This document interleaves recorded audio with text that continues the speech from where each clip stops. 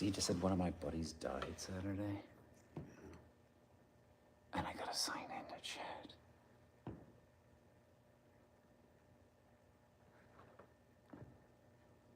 How can you not join this, like the already established stream? I just ended it. Yeah, streamed 2 minutes ago. So, great. I thought that was gonna happen. Why am I not signed in on the computer?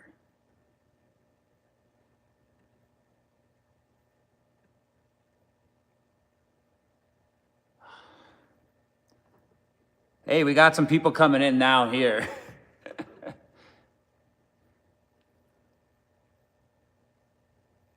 Eric, start talking. Hey, hello. Sorry, everyone. We Had some technical. we were trying to do it in horizontal resolution, and it kicked us out when we restarted it and ended the stream. So now we had to start a new stream. So hopefully everyone will pop over and get the hint. So Josh is just getting the comments coming on a screen we have up here above us, and yeah, there we go. Looks like everyone's coming over. Okay. Oh my God. You think for people who do like freaking YouTube and video for a living, not that breakfast cereal is a living, but you think we wouldn't have so many problems with trying to get YouTube live going. Oh my goodness. But hey, welcome to this stream. We're here, we're in the studio. This is where we shoot the everything that you see on the channel. Like 99.9% of content gets shot here. But before we get into the studio tour and stuff like that, you guys say hello to cameraman Eric. Hello.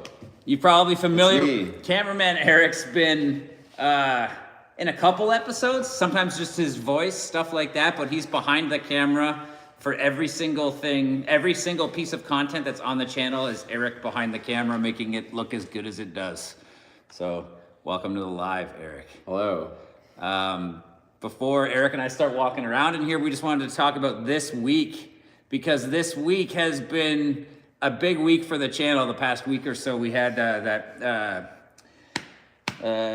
Where Did All the Serial Killers video go? It's the first long form or regular style content of episode that has kind of popped off in a little way for us, up at like almost 30,000 views now, over 500 comments, 1,000 likes. Compared to your usual episodes only getting about 1,500 views, not 30,000. So it's big news for the channel. We're hoping it continues. New episode comes out on Friday. Wade Wilson, spoiler. And then you're getting spoiled because I got a Valentine's Day special coming out on Valentine's Day as well. And 10,000 K subs. Oh yeah. To the channel. And 10,000. I think in far bigger news, 10,000 K subs to the channel. 10,000 K subs. Yeah, that is big news. And it's been 2 years. 2 years. Almost, not to the day, but a little more than 2 years. We started in September. No, we started in November. November of 2022. 2022. And then, yeah. Yeah, so November of 2022 was our first video, and we went and shot those. When did we shoot those? Probably a couple months before. It wasn't snowing when we went and shot them, so. Yeah. When we went what? When we shot the first batch of videos. We shot them in like September. In September. Yeah. Yeah. So, yeah, go ahead. And we didn't shoot in a studio then. We shot on location. Have you ever told everyone that the background is a real place? Did you know that? For anyone who doesn't know, the background, and hold on, one aside here. I'll make you uncomfortable saying you're drinking Tim's. Oh my We're in God. a trade war. I said like 2 minutes ago to Eric before we went live, I said, I make you uncomfortable is gonna call out the Tim's. But yeah, small story. The background, the couch, the VHS tapes behind me. Originally, that was shot all in a real house. That's where we started. We were shooting in a real house. It was this old woman's house. In the base, it wasn't quite a basement. It looked very much like a basement, but it was a bungalow. There was no basement. No basement. Yeah. But And all of that stuff was there except for the VHS tapes. Well, no, the that's not VHS true. tapes were there. But a lot of the VHS tapes were there. Some of them you got yourself and brought, though, I remember. I only did that because they already sold the house and someone had taken the VHS. That's right. Yeah. And we shot we shot 3 separate times there, I think. Yeah, the first like. So 3 batches, so we probably did like 6 episodes a time. So probably the first like dozen and a half or so videos we shot in the real location. No, more than that. The first like 24. 24 videos. And then the house was getting sold, unfortunately, because the owner, she had passed away. When we started shooting in there, she was already in a nursing home and everything. And her kids were looking after the house. Yeah, but the house was empty basically, and so we decided that we were going to continue shooting with the couch. So Josh bought the couch, and we shot what's called a plate shot, where you have your camera set up how the shot would look, you lock it off, and you take everything else out of the frame. So we move the couch and everything, and then we just roll a shot of just the background basically and the floor and everything, and then that became the plate shot, we call it in the business, for the green screen behind us. So when we shoot here now, we just drop that into the green screen. Someone asked if it was easier or harder. I mean, it's much easier to do in the studio. It is more work to composite, we call it, in the background. However, it also offers Josh a lot more flexibility to do all the cool stuff like behind the couch and all the graphics and stuff. Like that stuff's much easier to do with a green screen. Yeah. I didn't do anything behind me before. Yeah. I would only do cutaways. Yeah. Somebody asked up there, Betty Kruger, what's my email? It's on the YouTube channel, but it's just breakfast serial killer, serial with the S, of course, breakfast serial killer at gmail.com. Yeah, I think there was pros and cons to both. In some ways, like I'm nostalgic for the house because it was fun. Like we were getting started shooting this thing, and like we would go there and we would stay. It was fun for me, maybe not for you, but we would go and stay for like 2 days, or stay for the weekend in this old house, and we'd sleep in the whole house was ours to use, and we would just go at night.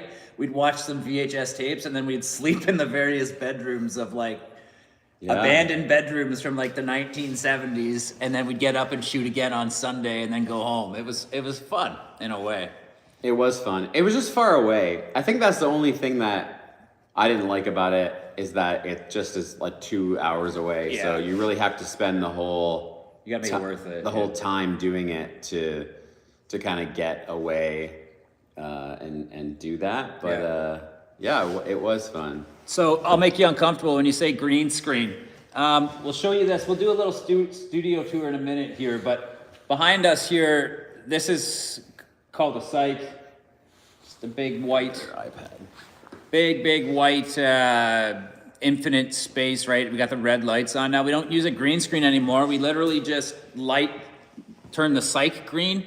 And pretty much where this chair is, not too far from here, is where we set the couch when we shoot. We'll show you all that in a few minutes. Make sure you hit those likes when you're in here, guys. The YouTube engagement stuff, all that business. You sent something to the wrong email, not a worry. It tastes like all dressed chips. So now you can see. Oh yeah, there's the green screen. I just changed the color on it while we were sitting here.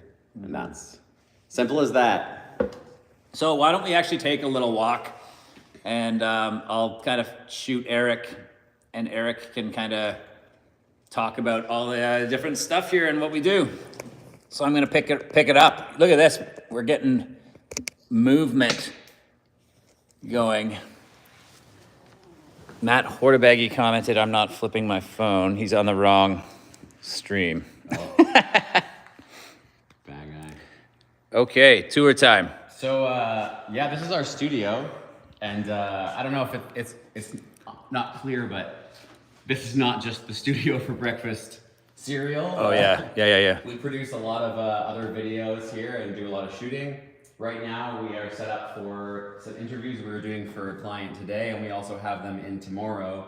So that's why all of this stuff you see here is set up. Like this is set up for a different shoot. That we are shooting. Yeah, we shot today and we're shooting tomorrow. Yeah. So like Josh said, we pretty much put the couch kind of like right about here on the edge of the infinite white space, And then we shoot just the couch literally right here. Yeah. And the back is just all green behind him. And the reason that we want to get far away from the green is because when you shoot kind of green light onto a white wall, the green bounces, the color and the light bounces forwards. And we want to make sure that it's not too much on the back of Josh or kind of getting on his shoulders or his hair, because that makes it really hard to do the background replacement after the fact. Yeah. Yeah. So that's the kind of like main studio space. You guys can see it here. It's yeah, we just built it. We got the keys 1 year in November, so we've been here a year and a few months, and we opened last March. So this March will be 1 year since the studio was actually officially open. It's actually very, very, very good timing for the sake of like the house got sold. Yeah. And then we had nowhere to shoot, and then we did 2 shoots in 2 different spots where I rented. Yeah, that's I right. rented a space twice, and then a third time we used a buddy's like big garage. Yeah. Actually, the Hacksmith's garage. If you guys, A secret famous YouTuber's garage that we Yeah. that we know personally. and we shot there, and then you guys got the studio up and going. But this is some of the equipment that gets used right now. It's set up, like Eric said, for another shoot. But we do shoot on these. Eric, what's the camera? They're Canon cameras. They're called C300s or C70s. Yeah. So we always just shoot. We shoot just one cam for the stuff on the couch. When we shoot the new stuff, like what's it called? The last one that we just did, Where'd All the Serial Killers Go? That's 2 cameras. I kind of call it the video essay format. Yeah, yeah. That's 2 camera shoot. Over here, beyond, it's, I think, are you okay to walk on the cycle right now, or are you keeping it too No, it's clean? not. Yeah, go ahead. So if you get out on the cyc, sometimes it's actually kind of creepy, if you ask me, because it's like, there's no sense of space. Like, because you can't see there's no corners, right? So it's just like when you have it all set as well to a white world, and in other words, like just pounding light on it so that it's all white, it looks insane. Like it almost like hurts your brain. Go stand in the center of it for a sec. Do that now. Yeah, go for it. Woo! For example, it almost hurts your eyes. I don't know if you guys get the same vibe, but it's, yeah. Yeah. Woo. So it's cool. And then we have, let's see, there's a kitchen. I'll go up and show you guys a look from above, because there is a upper floor here. There's an office kind of space up front. And then we go up the stairs. Pardon my jostly camera. And yeah, you can see there's the whole overview of the space. So over there, kind of where you see that apple box, they call it, like it's a brown box in the middle of the floor. That's about where we put the couch roughly. And then Yeah, I'd say so. and we shoot like that. And then up here is just like a lounge for like when they're doing client work here and stuff, you can have a feed to the TV and all that kind of business. And who's saying that about the accent being one of your favorite parts of the channel? You're living in where again? Arizona. Your accent's not that strong there. Arizona. You're zoned out. Yeah. Yeah. So, there you can see the equipment a little better now that the red's off. Sure, turn the light up. We'll show a camera. There's one of the cameras. That's how they look.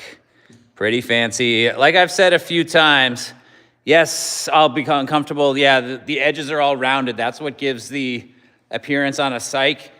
The point of that is that you can have this infinite type feel, right? Show them the curve here on the side, you can see. So you don't see any corners this way, anywhere for shadows to hit. It goes like that. It's almost like, it feels kind of like a skate park in a way.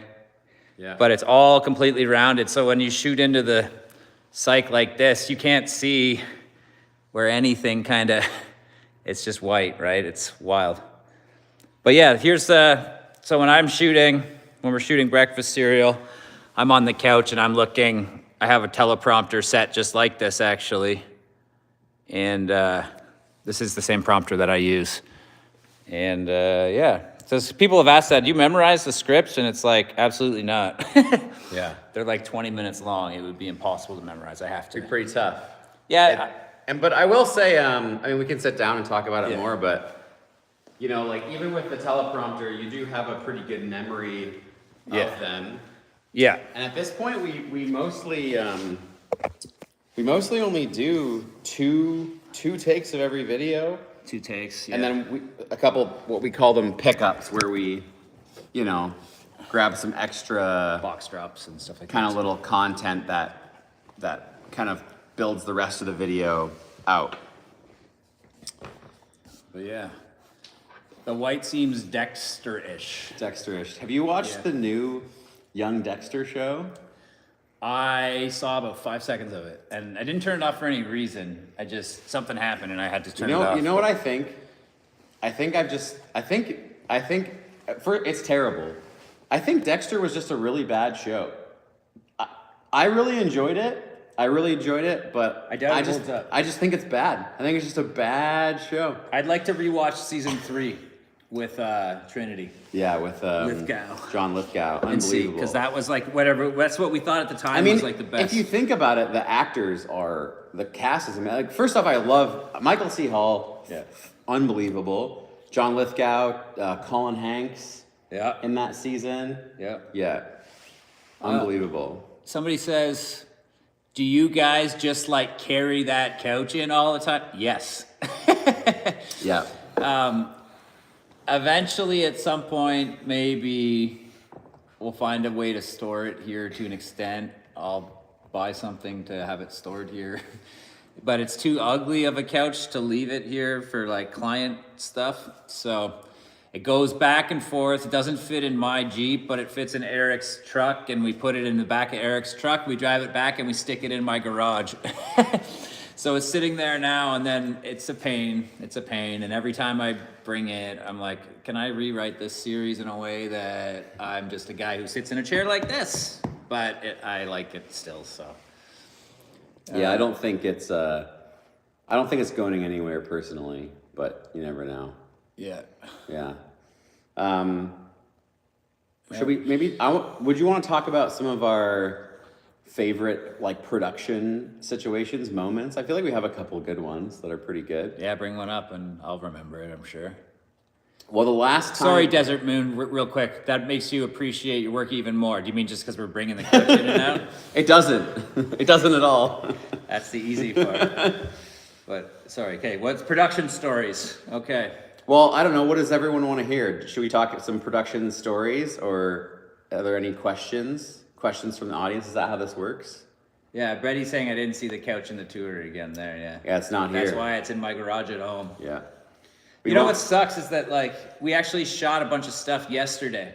Yeah, yesterday we had the couch in here, but then Eric had a shoot for a bunch of client stuff that's set up behind us now, so we had to take it out, because otherwise we would have just done the live, like, right in the setup, and you could have seen everything, but... Yeah, like, the original plan was to do a bunch of shooting and then leave it set up for the live, but we had to tear it down because we had clients in here today and you gotta tomorrow. you gotta make money too, right? People think that we make money on breakfast cereal. We don't make money on breakfast cereal. What was the worst trouble producing?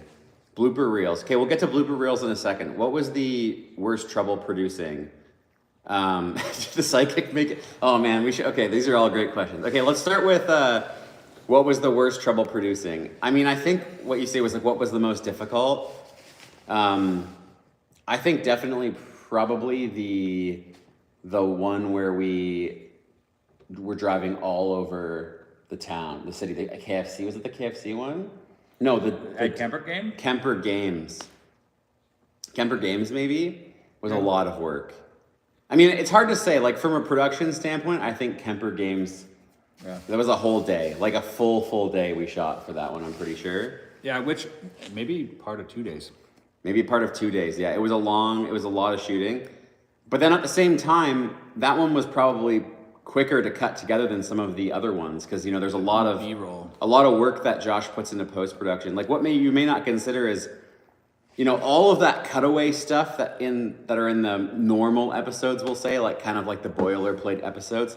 Like Josh has to find all of that stuff, right? Like I got to think of it first. Think of it, research it, like find it all, and that just is like so time consuming. Yeah, the biggest pain too is sometimes I think of something, because most of those cutaways aren't written into the script. I just end up adding them when I'm editing, and I'll think of something, I go, oh, it'd be good if I tried this, and I spend an hour and a half, 2 hours trying something only to go, it doesn't work, and then, you know. But the Kemper Games one, yeah, we were driving around a lot for that. That was the first thing that we ever did that wasn't just on the couch. Yeah. And as you guys know, or a bunch of you know, I want to do way more of that kind of stuff eventually too. It's just about building up the audience, I think, more first before doing more of that, because I actually enjoy the filmmaker part of me and the filmmaker part of Eric to an extent. That's kind of almost more fun for us to do that stuff too, because like I get to, you know, build a story and make like a narrative and all of that. With that Kemper Games one was fun. But there's a Kemper game that I forgot to try in that episode, so we might the rolling of the carpet one. We could do it right now, but I'm not going to do it now. Where they roll each other up in a rug, yeah. Sorry. Okay, what else we got coming in here? So there was a question about I should have got a wireless mouse. That's okay. There was a question about the haunting, if the psychic low-key haunted the studio. Oh, she said she... We have it on good authority that she gave us her word that she cleansed the space after we did that Guess Who episode. Yeah. But you know, I'm not so sure about it. Like it's hard to say. There was a guy who a couple of times recently has made a comment on the channel about like, hey, really love this stuff, just don't have any more of those grifter psychics on. And I wanted to be like, I think he thought that I was, I don't know, that I was like really in belief of it. And like I told Rebecca to begin with, I'm a skeptic on that, right? That was kind of the point. Yeah. But Rebecca was very nice awesome. and really fun to shoot with. Whether you believe it or not, she was great. And sometimes you just gotta let, was it Gigi Allen's brother? Jesus. Sometimes you just gotta let it go. You know, you just gotta have fun with it and not worry about the super serious things. Yeah. So much. Yeah. So I think we're good. But you know, who really knows? Yeah. You know, the production note thing I want to bring up is I showed the psychic video. Oh, nice. Well, I guess, you know, everyone's got their tastes. They didn't like Rebecca. Oh, you showed Merle Allen? Is that who you mean? Gigi, that's Gigi Allen's brother. Yeah. Because if you showed him that and he actually did... Wait, how did you show something to Merle Allen? She's friends with him to an extent. I've talked to Wednesday a bunch. You're friends with Gigi Allen's brother. Yeah, because I want to get him in. Gigi Allen. I want to get Merle, because Merle's one of the largest collectors of serial killer paraphernalia. Is that the word? That's really interesting. Yeah, we talked about that. Maybe Wednesday. Let's talk again, because Yeah. Could I get him to sign my Gigi Allen records? Yeah. Oh, here. On Look. behalf, or? Here you go, Americans. Laugh at our money. Look, hockey players. Hockey, there you go. That's really interesting. Yeah. Like I love Gigi Allen in the, you know, in the art, but not the artist way, for sure. Yeah. Okay, the last time we shot on location in the house, we couldn't stay in the house because all the furniture had been sold. Oh yeah. You know? And so all the furniture had been sold. So we had to stay at a hotel, which is like, whatever, you know? We could have stayed in the house, I think, but they just made it feel kind of weird. Yeah, so they we didn't didn't want us to. They didn't want us to for some reason. So we stayed in this, just like a regular Super 8 hotel or Holiday Inn or something. It was totally fine. And we all shared a room because like we wanted to save money, right? And we had another guy with us. And we had another guy, Tyler, with us who was helping because it's hard to do with just two people on location. In the studio, we can manage with just me and Josh usually. So we're in this hotel, and in the middle of the night, like everyone's kind of like awakened by just Tyler is in the bathroom, and there's just rushing water just coming like pouring out of the ceiling. Yeah. And it's not like a drip of water, it's like a rushing of water just pouring out of the ceiling, like all over to the floor, and everything's like flooding and everything. Yeah. And the hotel didn't seem too concerned about it. Yeah, no. At the end, they said that they were going to give me some sort of like money back of some sort, but they never ever did, and I didn't bother to follow up. I wonder why. But I just remember that because, like, we asked them for a cot or something because there's only 2 beds, and we gave the shitty cot to Tyler, the guy who was good enough to come with us, the seasoned people, the youngest one of us. We gave him the crappy cot, and he had to like cram it between the 2 beds, and there was like no space. It was like Michael Scott's bed and at the end of like Jan's bed in like the it was basically like that, like when he's like curls up on that thing. Blooper reels. Blooper reels, yeah. You know what? I don't really laugh. There was some back in the day. There's a couple. I think I posted 1 or 2 on the channel. There was 1 or 2 that happened during Fish. There was 1 or 2 that happened during.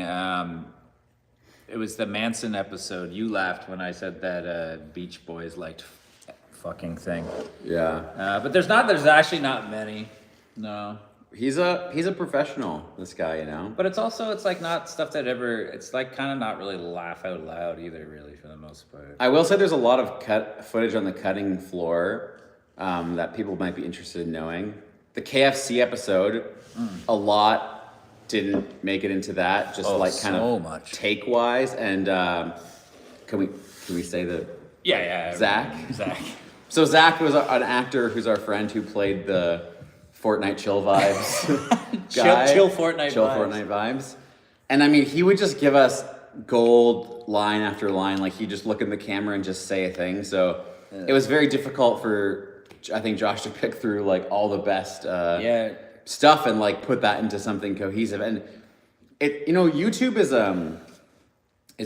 a struggle because it's one of those things where we're trying to balance like what we really want to make the channel, mostly what Josh really wants to make the channel, but also like trying to make it like engagement with YouTube, which kind of sucks. Like personally, like I fucking hate it. Like no offense to everyone, I fucking hate YouTube. I think it sucks. Like, but obviously we're here and we're having a good time, and I enjoy working on the channel and making the channel, and like I think it has huge potential. Like the most common comments I see when a new videos drop is like, can't believe the channel hasn't blown up. I can't believe that more people don't know about this. And I actually agree. Like I think, you know, it's really well put together, as I'm sure you all know. Like there's a lot of love and care that Josh puts into like crafting those edits and really trying things and everything. Mm-hmm. So yeah, it's it's cool like that. Yeah, I think our day's coming. We just have to be patient, and like I've said on the channel a million times, like it's like a stay the course kind of mentality to an extent, and like just making sure that I and we are putting out stuff that I think is good and that I like, and not bowing to the algorithm gods so much to the point that something gets picked up and gets, you know, I get a ton of distribution on an episode that is something that I don't really want to do. Yeah. And then it's like, okay, we better make another one of those. And then we're stuck making a bunch of those and no one's happy. So it's like I've said a million times, live or die by the content we want to make. And like, if we die by it, fine. But if we live by it and it's successful, then we're all going to be very happy because we're just making stuff that we like doing and we're going to be in good shape. They're just talking about Brandon, Manitoba. I just saw a thing about Brandon, Manitoba and the drug problem there, actually, just before I came here. Oh, the drug problem everywhere, pretty much. Yeah. People struggling out there. I knew when I first found you it was a matter of time. I watch a lot of true crime channels, but you guys stand out. Well, thank you. So what made us stand out? I'm really curious to know. Is it the comedy? Because I think we also struggle with this where for a while, and I think Josh has really cracked this, or on the way to cracking it. But for a while, it's hard to understand where our classification goes, right? Because a lot of true crime people don't want a funny channel. So if they get the comedy off the hop, then if they get the comedy off the hop, they leave. They just turn it off. They don't like it. However, if you kind of reel them in with the true crime and then layer the comedy in over time, I feel like they actually would come around on it because they'd realize that it's a whole lot more than that. Yeah, the idea is, I think, like, what we're kind of moving towards as we go now is let's cast a bigger net by focusing on bringing in all the hardcore true crime fans. And if we get them in the door in the first place, they may leave, some may leave because they don't want any kind of comedy, they just want a dark, serious video. But we'll have more of them in the door in the first place, and some of those more will stay, and more will stay that way than the other way, if that makes sense. I just blew that up, but you know what I mean, I think. It's the perfect mix of true crime and comedy. Well, thank you, Desert Moon. Jay Miranda, uncomfortable, we drive through. Okay, yeah. Yeah, let's just let them have their conversation about go Manitoba. For it. It's all good.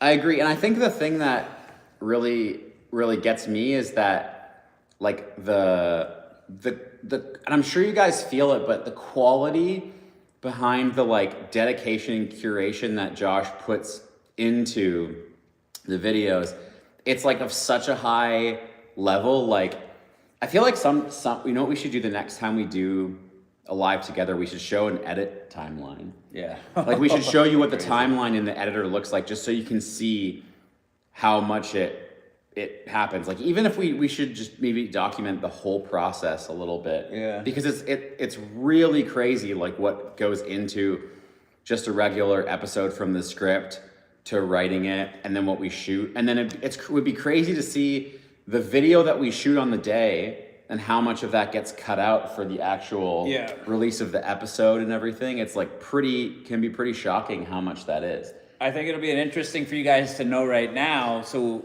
in an ideal world, we would have videos in the bank, as you want to call it. So it's like, I would already have, let's say, 4 episodes completely edited that are waiting to just be released, and we're shooting, but that's not how it works right now.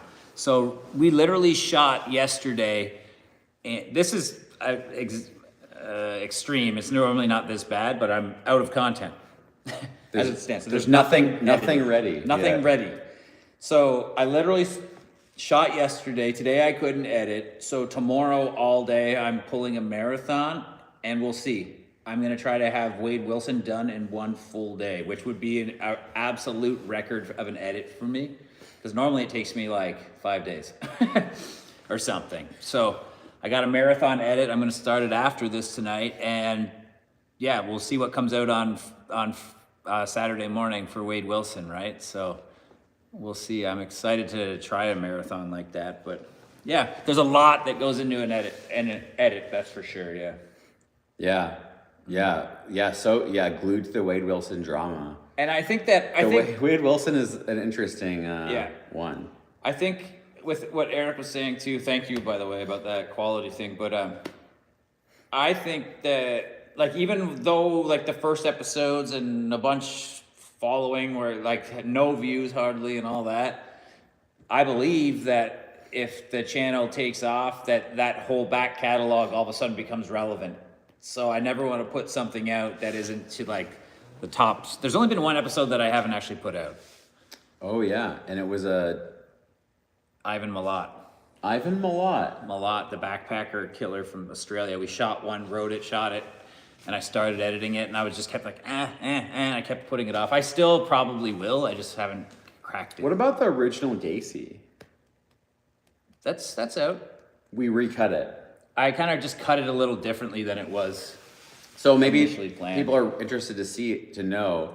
But did it still keep the tone, the joke? Yeah, it was like the joke that he wasn't guilty. That he wasn't guilty. Yeah. I think what'd be cool maybe sometime would be to release the test that I did in my own living room Before before we shot anything. before we shot anything. Yeah. Yeah, Josh I borrowed my your camera, Yeah. and just shot an episode in his living room by himself as a test test the viability of like the. I edited it just like an episode now. It's literally the exact. It's the Jeff Dahmer episode that's on the channel, which is the first episode of the channel. But it's just me like in my own living room being like super awkward. But all the B-roll is kind of the same and all of that. But I went back and watched some of the early stuff too, and like I have gotten quite a bit better on camera. But I never was on camera. Most of you guys know that. I've never ever been on camera before Breakfast. I actually avoided being on camera because I didn't like to do it ever. So we're at what, 40 videos? No, Way more. how many? Well, regular like couch episodes. Couch episodes. Yeah. Couch episodes were at 44. 44. Wade Wilson's 44. But then there's like 10, 12 other episodes. So we're at like 60, 70 episodes total. Uncomfortable. We'll talk about the shorts in a second because I want to comment on those. But I want to say first, like, it's night and day, Josh's on-camera performance from the beginning, which I think you came out of the gate strong. Like, honestly, I watch back now and it's and I'm kind of like, not buttering you up, but it's interesting to see how just practice can really make perfect. And obviously, Josh is a really accomplished director and editor. So I think those two things certainly help because you know a lot of the things that you need to get out of a performance, right? Yeah. But I think you really have gotten so good at presenting like on camera now that you just like it really comes naturally. Because before we'd have to do like 3. So I think we did 4 read-throughs on some of the old ones. Or like and to be honest too, like not to toot my own horn, but like often I maybe only mess up like once or twice in a take too. Where we have to like go back and usually sometimes it's just the teleprompter app screwing up. Yeah. Like if he had to, he could cut an episode from 1 take, no problem. I usually do. I usually use the second take. The second take. We always shoot 2. We call it a safety. This is like a thing you do in the business no matter what. You never should only get 1 take of something. Like never, really. So, we always do 2 takes just so you have a backup or you never know what happens, right? And that said too, like the first episode we do on a day, because we only shoot, because I always batch write, or if I'm writing or my brother's writing, we batch write. So it's like we'll shoot like multiple episodes in a day to make it worth the time of all the setup and all of that, right? And the first, so I don't, like the last time we shot before this was sometime before Christmas, I forget. Yeah. Right? So it's only like every couple of months that I'm on camera. So it's like, when we do that first read of a first episode at a shoot, like Wade Wilson, take 1 yesterday, take 2 is so much better because that takes me like 5 minutes to kind of get into the flow and a bit into the character, right? Because like, yes, it's me, but no, it's not at the same time, right? Yeah. Like, I'm not like a guy who sits around talking like this. Like, it's just not. Well, to an extent, but like. And I will also say, like, if anyone's curious about how many we can do in a day, like 3 is really. We used to do 5. We used to do 5. That's too much. 3 is the way. Like, by the time I pick Josh up in the morning, I pick him up around 9. We grab the couch. We drive here. We light, set up. We get rolling. 11:30. It's about 5. Usually we wrap right around 5. We did 3 yesterday. And we did 3 yesterday, and that's exactly 2 couch and 1 new. Yeah, and that's exactly what happened. So 3, I think, is a real magic number for performance because after 3, I also feel like your energy dips again, and it's just hard to kind of like keep that performance locked in. So 3, I think, is where we've really found the sweet spot. And the fact that we did, so spoiler, I'm not going to tell you what it is, but there's a big thing coming out next Friday too. It's a special. It's another in the same kind of style as the Where'd All the Serial Killers Go, that setup with like the 2 cameras and like the projector wall and all of that. But when we do those as well and we do it last, it kind of works because those are a little bit lower in the energy, right? So it's almost like a come down for It's not such a performance, right? Yeah. It's still a performance, but it's like a much more like subdued performance. I'm not all like animated. Do we want to talk about the Do you ever sleep? yeah. What? Sleep sounds like so much work. Oh, it is a lot of work because, you know, like I got to make money too. I have to have a job. Like I have a family and like I got to balance it with like doing my regular work as well. Right. So it can be really tough. And, not getting like crazy personal, but like my whole life schedule has changed around a bunch with my wife going back to work after maternity leave. So I actually babysit for a day here and there, like 2 days a week, to be honest. So it's like, I got to balance, figuring it out. Josh sees his child twice a week. Yeah. I want to talk about the shorts briefly, like the commercials. Like, Oh, the commercials. I think it's so funny because I think those are the best. Those are the best things that we've done. Like, I just think, like, I love the full format, and that's where my heart is for sure.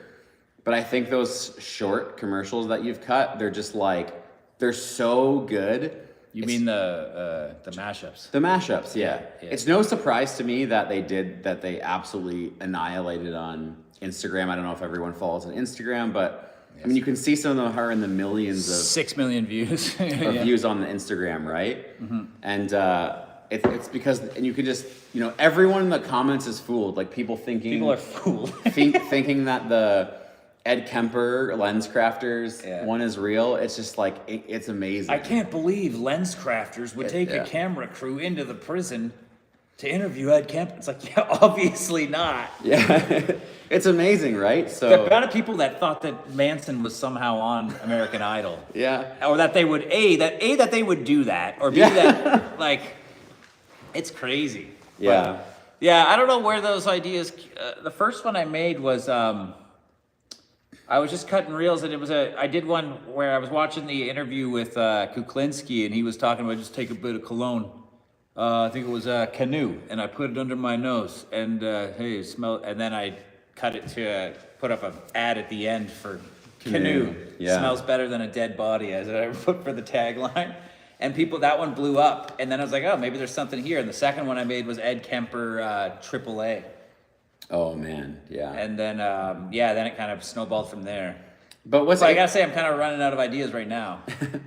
What's interesting is that we didn't get a huge transition of traffic over to YouTube from those. Like maybe it'll be interesting to know, but like 6 million views on some of those shorts from Instagram, and that did not translate to traffic over to YouTube pretty much at all, which is really frustrating, I think, as someone who wants to make this channel like really But you can work. at the same time you can understand, because it's like of course, because you're just scrolling through Instagram. And they're like a 10-second clip, and then you go, even if you did jump over, the hardest thing to get anyone to do is jump platform, meaning go from one of their like TikTok or an Instagram to a YouTube, or YouTube to Instagram. Like no one does that, because they're in the mood of like, I want to watch 10-second clips here on my phone, not go over to YouTube and watch like a 10-minute long video. That is just a guy on a couch talking about stuff. It wasn't. Yeah. I am thinking about ways to work those into the intros of episodes. Yeah, it's not a bad idea. Or like actually building commercial breaks into episodes. I think A fake commercial. When you pitched me on the idea, like right off the top, that was an idea you had from the very beginning, was to have fake commercials in the things. Yeah. And just quickly, takes more work. Monkey Land joined us. Hello, just welcome. Hey, what's up, Monkey Land? Thoughts on TikTok? Okay, we can get there in a second. Do you make money doing shorts? No. We should talk about that in a second too, because that's interesting. But sorry, you were saying there is a funny commercial idea that we still have in the can that we haven't shot yet, but the cereal commercial. Oh, the cereal commercial, yeah. Yeah. There's one written, a cereal commercial where the serial killer comes in and like basically kills a family. Yeah, like if everyone remembers that cereal commercial with the professional wrestlers, or the fake professional wrestlers from their childhood, it'd be kind of like that, but like a serial killer. And We've also got to do the Guess Who commercial. The Guess Who commercial, yeah. There's a Guess Who commercial from 1991 that's on YouTube that I ripped, and it's like the game piece characters have like a really bad animated mouth. Yeah. And they talk, and the kids, So like I put out a casting call a while ago, and I was straight up in the casting call about because I want kids that are like 12. And I said to the parents, because like parents reached out about it. It was on a casting website, and I was like, "This is about serial killers and blah blah blah. Your kid doesn't have to say anything bad and whatnot, but I'm going to edit it, and there's going to be the characters on the board will be saying bad things." Yeah. So it would be animated character pieces talking with kids playing the game. It would be the exact. That would be. I think it would blow up huge actually on TikTok and Instagram. I think we should really just get that one done. I think that would be really good. It wouldn't even be hard because we just literally copy the commercial, On, make it look 90s. On the idea of shorts, if we were in America, Yeah. Instagram is monetized, so there would actually be a. TikTok, you mean? TikTok monetized. It's not Instagram. Instagram's monetized, sort of, but like you don't get. There's no pay per view On Instagram. Instagram. Like, so on YouTube, for those of you who don't know, I used to work as a content director for a very large YouTube channel. So I'm familiar with like the analytics and how the monetization works pretty well. So YouTube is still like king of like monetization, if you will, right? If you can make it work on YouTube and you can get people watching your long form, you don't even need necessarily as many subs and as many consistent views as you may think. Yeah. Now the real money would come from being able to sell sponsorships and stuff like that. I would be hesitant on adding, like, today's episode of Breakfast Cereal is brought to you by Manscaped. I use it to shave my pubes. Like, I already told Josh if Manscaped ever comes, I'm out. Not a chance will I let Manscaped become a show sponsor. I would do ones that I would There's love. no amount of money that would. I would do like NordVPN. You'd be like, you don't need people. I already know what I would pitch NordVPN. I would say like, I search a lot of fucked up shit. But only if they're okay with us also like mocking them, because like, I don't know, man. When you sign up for NordVPN, you don't cancel them, and a year later they bill you again, you forget about it. Like, come on. Yeah.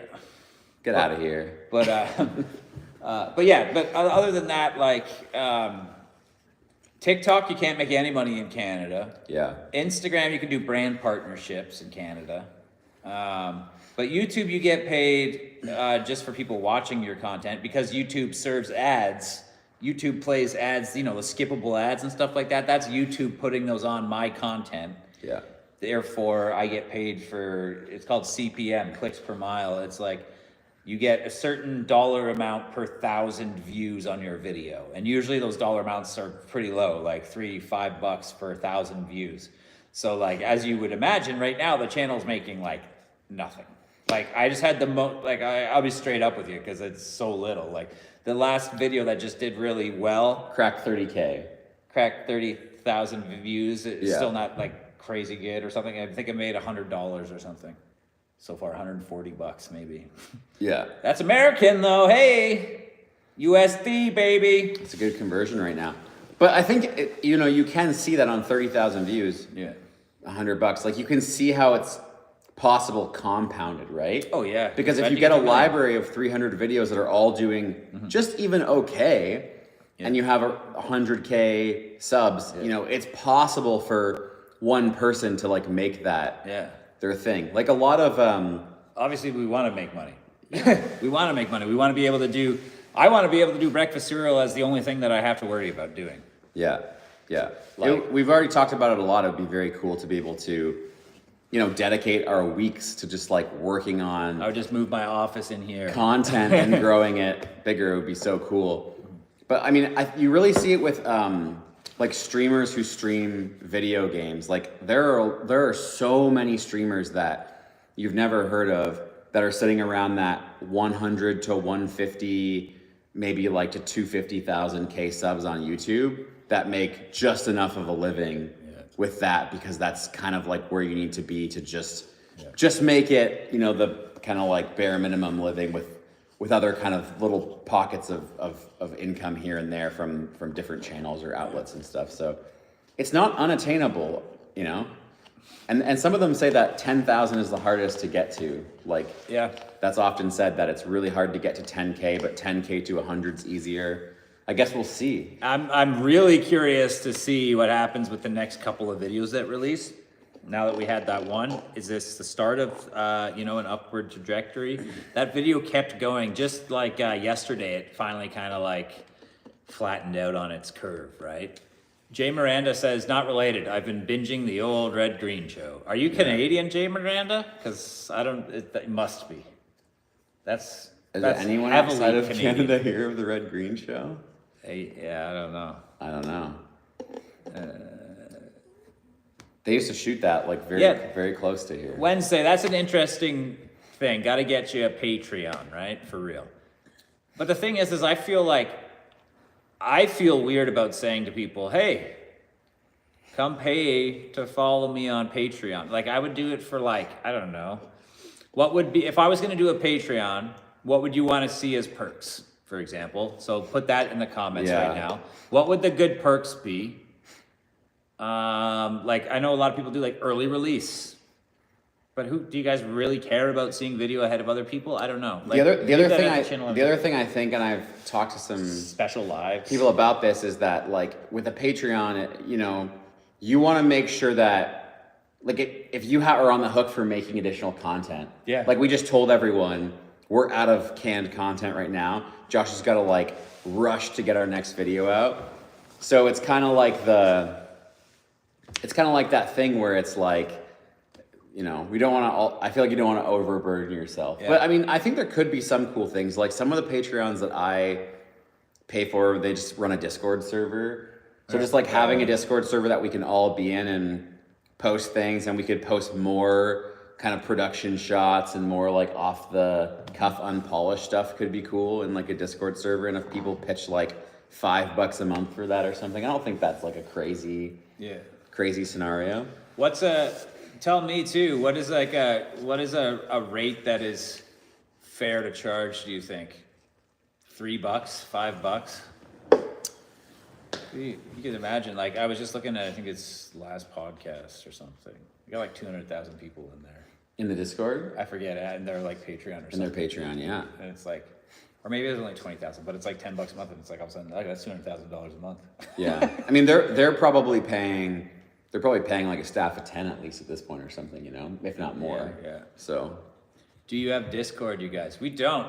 See, actually, that could be something I make cameraman Eric set up, because I've used it, I just don't really remember how to use Discord. Yeah, we could talk about that. We'll talk about that offline. I use Discord so we could like set it up and run it. It could be interesting. Yeah, I think we'd have to see if there's a demand.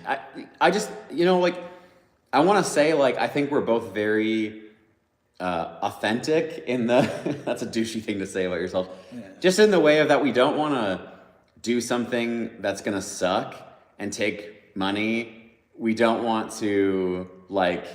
I keep thinking, like, 100,000 subs is, like, the time to, like, break out some of that stuff. Yeah, like, we want the content to be of quality, and we don't want to, like, kind of, like, half-ass anything. And that's why I really...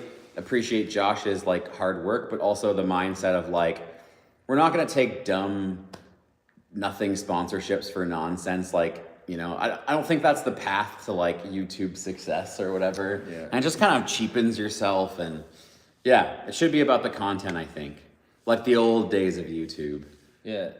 So, and yeah, the studio is expensive, and it is expensive gear. It's all Eric's. Well, Eric owns a production company as well that I used to work for before. Yeah. And Eric and I met actually is 10 years ago, like this past October, by the way. 10 years ago last year. Since the film, since 2014. So we've known each other for just over 10 years in October, yeah. Which is crazy, actually. Really crazy. We met because I came back from film school and I had a visa problem, so I was back, and I didn't want to be back, and I was depressed, so I was like, I need to make a film. But I don't know anybody back here at home. I hadn't lived at home in 10 years or more at that time. So I put an ad out in the paper, not in the paper. In the paper? I put an ad out on Kijiji. I took out a classified. I put an ad out on like Craigslist for a DP. director of photography. That sounds bad if you don't know what I meant. Director of photography. And 2 people answered the ad, and they both had reels. One reel was really bad, and the other one was Eric, and it was good. So I messaged him, and we met for a coffee at DVLB and talked about my movie idea. I hadn't finished the script yet, but I had a good chunk of it done. And then I hired Eric, and then we got along really well during that short film. And then I've done everything that I've ever done ever since with Eric.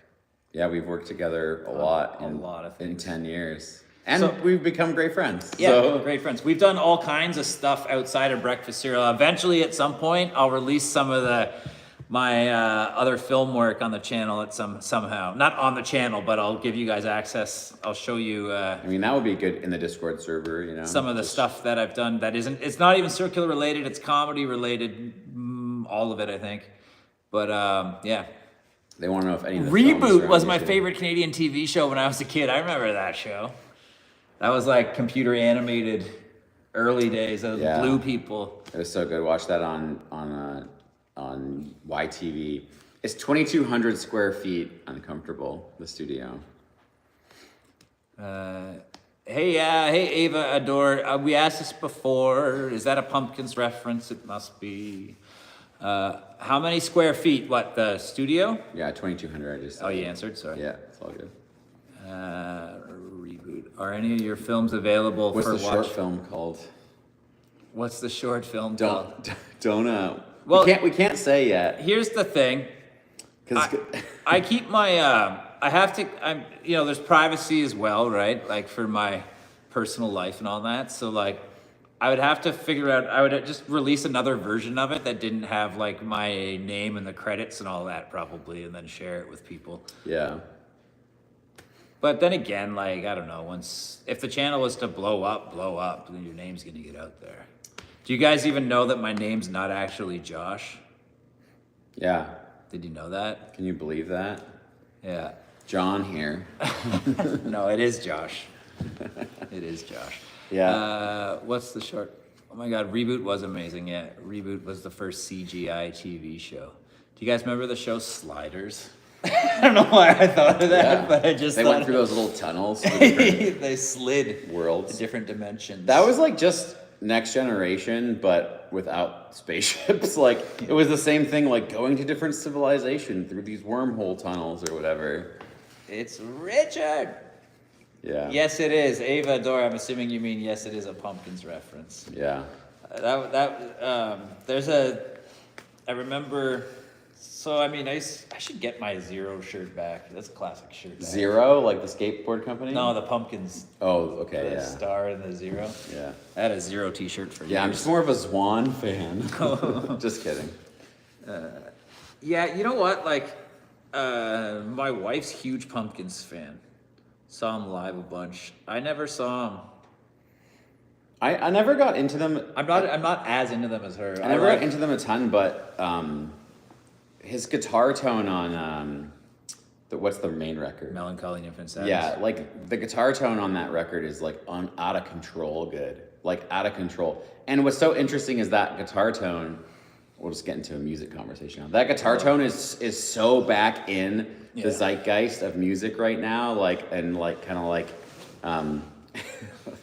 getting in the weeds, but like in a lot of like noise music and what would be referred to as like scrams or like real screamo, that guitar tone is like so sought after right now, and all things are cyclical like that, I guess. Well, another interesting thing too is that like a lot of people who work, and interestingly enough, like most the people that we kind of associate with when it comes to like our film lives and our production work, all got started with like music backgrounds, right? Yeah, like I have a music background too. Like I've been a guitarist my whole life, and I was the vocalist in a metal band for like a bunch of like 10 years. Eric was in like a pretty good band that toured around all of North America and Europe even, didn't you? No, North America. No, not Europe, yeah. Yeah, for years. And like everybody is like, I don't know. It's like somehow they fit together. I don't know. Yeah, that's a lot of the ways people get into this kind of industry for sure. Outer Limits. Outer Oh, Limits man. is just like a shitty Twilight Zone. Yeah. Just watch Twilight Zone. It's a perfect show. Now, remember they had the Outer Limits, the original, right? Same with Twilight Zone, but like the Outer Limits was on back in like the 60s as well. Was Outer Limits a Canadian show? And then I think it was. They a came Canadian back out show. with it again in Look like that up. in the 90s. They rebooted it, right? You know what's great though? The early seasons of X-Files. Really fucking good. Yeah. It was a Canadian show, Outer Limits. What would you guys think about us doing? We talk about this too when we get bigger too, like making our own movie.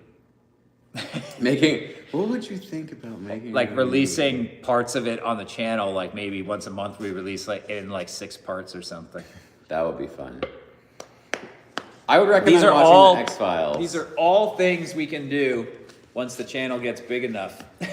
And all things I have ideas for and stuff written down about all this stuff that I just can't do yet. Yeah. I feel like we have some really good ideas about how we would kind of transition like and just kind of add weird kind of like more narrative fake things into it. I think there'd be a lot of cool ways to do that. There's a YouTuber, Patrick H. Willems, who makes film essays. If anyone's checked out his stuff, I'd recommend subscribing. It's really good. He makes like really in-depth breakdowns and essays about films and collections of films and everything. And he actually did that thing when his channel got really big because he wanted to be a filmmaker. He started working in a secondary story into all the videos and then eventually turned that into a feature film. Yeah. And I mean, I don't think it was amazing or anything, but I really like his content and he did a good job with it, so. Cool. Here's another question for you guys too. So every Monday for the last little while as well, I've been doing a post in the community tab of the YouTube page where I just write an update and I say what's coming up this week. I'll say like, oh, on Wednesday I'm going live with cameraman Eric, and on Friday there's an episode coming out and this is what's happening. A couple weeks ago I did a survey. I was like, what style of content do you want to see like more of? And I listed the regular couch. I listed the newer video essay style, and I listed something else. And I think the couch stuff won out in the votes significantly, but then it's been like completely dwarfed by the other couple of episodes that we've done with the other thing. So isn't that bizarre? What do you think? Yeah, it's really interesting to see and I kind of actually suspected that. I suspected the people who are coming to the live, or the OGs, or the people who are gonna answer the poll are gonna be more, I think, resonated with the longer running content, right? The core content and the newer stuff. It's like when you like your favorite band, you just want to see the old stuff. You know, just want to see Jimmy Eat World play Clarity from beginning to end. Clarity, and maybe a couple from Bleed American. Sorry, do you think that Clarity is a better record than Bleed American? No, I should have said Bleed American with a few from Clarity, with a few from Futures. Futures, okay, fair enough. Yeah. Personally, I'm really liking the essay style stuff. That's just me. I really like conversational stuff like that where you just kind of riff and I'm really excited go about on hypotheses and stuff. Yeah, I'm really excited about the next one. I'm not going to give it away, but we shot it yesterday. You'll see a little different side of me in the next one, for sure. Do you follow Cyrax or Music Biz Marty? No, I don't know who those people are. You're a lawnmower fan. What about lawnmowers do you enjoy? Lawnmower enjoyer. Is that like a lawnmower man or lawnmower fan? Maybe you're the guy that I used to get to cut. I found this guy. This is totally off topic. A couple of years ago, I got really tired of mowing my yard. I have actually a fairly big backyard in our house, and I was just like, I got tired of mowing it, so I was like, I'm gonna look online, see if I can find somebody. I found a guy to mow my lawn, front and back, and do all the whippersnipping for $20. And he brought his own mower. That's crazy. He did it. I had him for a whole year and a half. He did it and then he didn't do it the next year after that. He didn't do it? He stopped. He retired. Yeah, well, he's true because he wasn't making enough money. Yeah, it was probably costing him money to do this. Sling Blade, what about it? That's a good movie. Like Rubber. Did you ever see Rubber? The rolling tire movie? Tire. Did somebody ask a question about make a B movie like Rubber? Oh, I see. Yeah. I don't know why Uncomfortable just said Sling Blade out of the blue. That's that movie with Yeah, I know. I've Billy seen Bob, Sling isn't Blade. it? Yeah, for sure.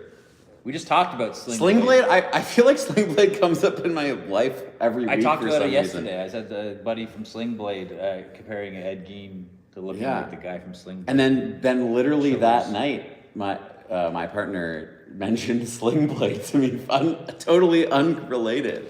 I don't think I could make a B movie intentionally. You know, I just think I don't know. Like, you're not a Trauma, not a big enough Trauma fan. I don't know it, but You don't Trauma? no, what's that? Like Lloyd Kaufman's, like Trauma, like there's a whole collection of. It's like basically the birth of B horror, like in Oh, as you guys know this about me too, right? I talked about this with somebody the other day too. this is Chuck. this is like Josh.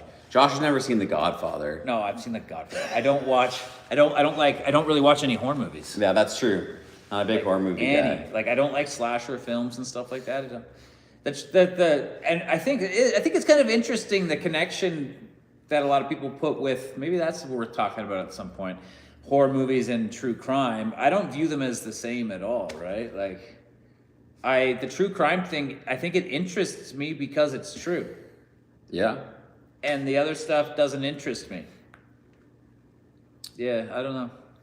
I always like stuff that's on the outside. There used to be the show called Outsiders, and I used to love that show. And it was just like it would just explore a different person who did something weird.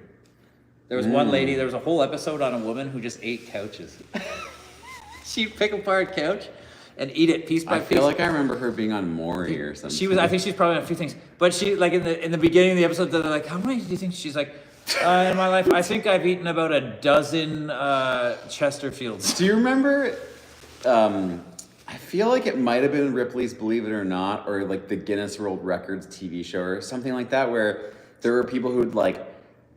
I remember there was one where it must have been Guinness World Records where a guy ate an entire airplane. Yeah. Over like years, and he got a record for it, and I was just like, why are we rewarding a man who ate an airplane? Like, who the fuck cares? Like, that's so weird. Any one of us right now could get a Guinness record if you wanted tomorrow. It's that easy. You just gotta pay for it. You just gotta pay for it. I mean, the last YouTube channel. Okay, it was Ripley's. Yeah. So same thing. Ripley's are not hosted by. Do you got it?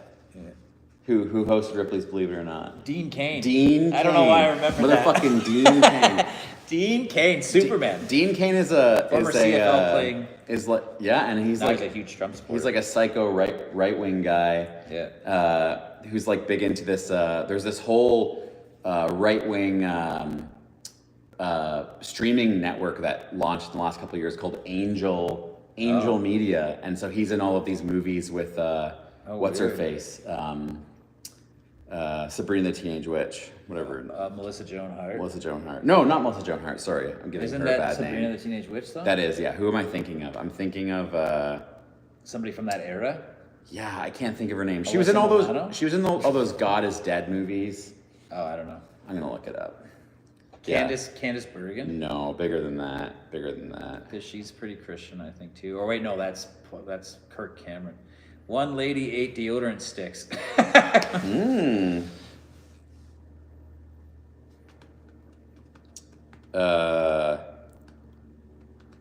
no, not in that. You guys want to hear some? And Kevin Sorbo. Kevin Sorbo is also involved in all that. Yeah, have you seen that clip? You've seen that meme with him, right? It's like the best meme ever. Wait a minute. This isn't my world. Yeah. Yeah. Dead disappointed. Disappointed. Oh, it is Melissa Joan Hart. I was right. Sorry, Melissa Joan Hart. That's him? Is that really him actually reading the script notes? Yeah. And not the stage direction, essentially? Disappointed. Like he's supposed to be disappointed. That's him reading the stage note. Yeah, the direction. He's reading direction. Angel Studios made some good movies. Gina, I'm gonna look this up. I mean, maybe they did. They are a notably like propaganda mouthpiece for right-wing America, but into the policy. That's fine. Yeah. Gina. Gina. I don't know this film. Guys want to hear some titles? Sometimes I come up with the titles of episodes before I come up with writing the episode. Like I just like, this would be a good theme. Like with these new video essays, like I did the serial killer families, then I did what happened, where'd all the serial killers go. So some other titles I have are Defending a Monster, or in defense of serial killers, I might call it. Because that's like and that's about defense lawyers. Yeah, I think that one will be really good. I have one that I'm going to call Finding God Behind Bars. I think that'll be a really good one. Yeah. Talking about like the different people who. No, what was my name for that? Jesus in the Joint. Jesus in the Joint. Joint Jesus. Yeah. We'll A/B test that. Yeah. I have a bunch. There's other ones. Oh shit. Here's an interesting one that I think would be really big too, and I got to get around to writing it. But it's if we looked at a guy like Charles Manson and you took him and you put him today, could he have satiated, if you will, his like desires for like kind of like attention and fame and like control and all of that just through like being a social media influencer? And like and then you could take that further, like could a guy like again, like not to bring up BTK, but could a guy like a BTK, he had to like take himself out into the woods with like his Polaroid and like dress himself up and like hang himself out of trees and snap his own photos to get off, because that kind of content was not, didn't exist. Or you couldn't find it, like you had like weird stores and stuff and blah blah blah. But with the internet and all of that today, and like the groups out there of people that are together that are into different things like that, would those types of things? I'm not saying BTK would have just been able to go to fucking Pornhub and like not killed people, but like there's interesting things like to it's consider. An interesting conversation for sure. And that's just like the very surface level. Like you have to do a lot of research. And I think the other question is more like, I feel like maybe like if there was a Manson like now, which I feel like we can think about like people, we can name some cult people in a second who like kind of borderline that, but I think you're right in the sense of like I think that some of that would have been satiated by like this social media presence or whatever, but I also don't know that the outcome would have been different, or like that in the long term it would have been very, very different, because I think ultimately like you have the control, you have the audience, then he still wanted the next thing, whatever that, was in his case anyways. Well, it's escalation, right? Like it's like drugs in a way, like just like the drugs they tell you when you're in grade 6, it's like you're always chasing that high, and like you need to keep stepping it up, right? And that's what happens with these people too. And I mean, if you look at Keith Raniere, I don't actually think that he is that far off from like Charles Manson. Like he didn't have anyone commit any murders, but I feel like I honestly think it was going to go there had it not all kind of crashed down around him and NXIVM and everything. Like I feel like that was the next step in that path for that guy, is probably get his followers to start killing people, like like killing his enemies. And which brings up the last video again, the where did all the serial killers go? It's been interesting keeping an eye on those comments, because there's been over 500 of them. And there's like, there's, as much as I want to be thorough and all of that in the videos, there's also an angle to creating these videos with intentionally at times leaving some stuff out, or intentionally going in another direction just to encourage conversation and engagement within the comments. I'm not saying like, oh, I didn't, but like I read about a lot about the whole lead thing. That's been brought up in the comments a lot, and I chose not to include it in that video, but then it's been interesting because a lot of people are talking about it in the comments.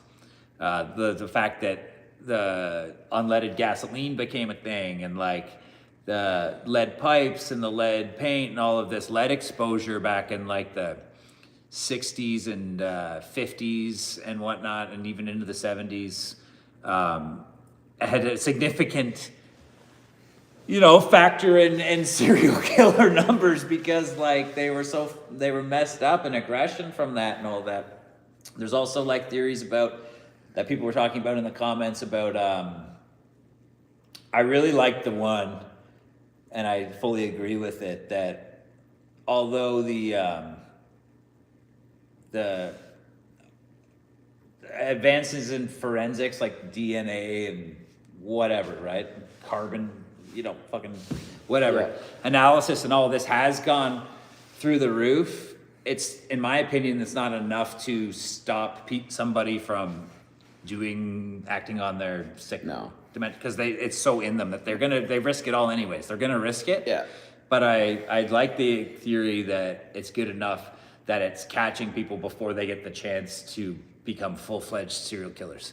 Like they get one kill or two kills and then they get caught. Yeah. Nobody's getting away with sure. like long strings. They're caught before they get a 100%. chance to like totally balloon into it. I think especially in like populations of people that, where like crimes are really investigated like that, I think that's like definitely the case. And I fully agree that there's no such thing as like a like law enforcement punitive deterrent. Like it just doesn't it doesn't exist, and not even just for serial killers, but so much research has been done on this topic. Like the risk of going to jail or whatever, it's such a actually very low on the decision making path for people who do something that would land them in jail. It's almost non-existent really in that influence. But the other interesting comment that was floated a lot, which is just straight up, no offense if you're one of the people who wrote it, is straight up just totally wrong, is that, it's just serial killers are just, they're just now doing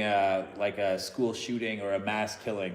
Right. It's like, absolutely not. That's not a serial killer at all. That's like, it's totally different thing. Like a serial killer is not someone who just snaps one day and decides to become a serial killer. It's over a long period of time where they've been thinking about this and planning it, and it's based on the killing is usually not the thing.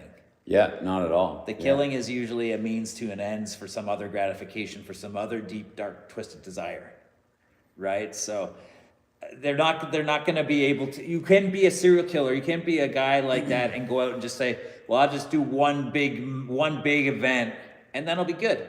Because even if they did go out and shoot 17 people in one day and get off on it, in a month's time, that's going to be built back up in them, and they're going to be ready to go again. That's what the serial killer is. They can't just go out, kill 17, and be like, okay, I got my whole kill count out of the way. I'm done for the rest of my life. I feel good now. It's not how it works. Yeah. And I think when we had... So Cameron, what do you mean they've just adjusted to the times? Explain yourself, and then I'll argue with you. Yeah. Friendly wise, I mean. Yeah. Sorry, continue.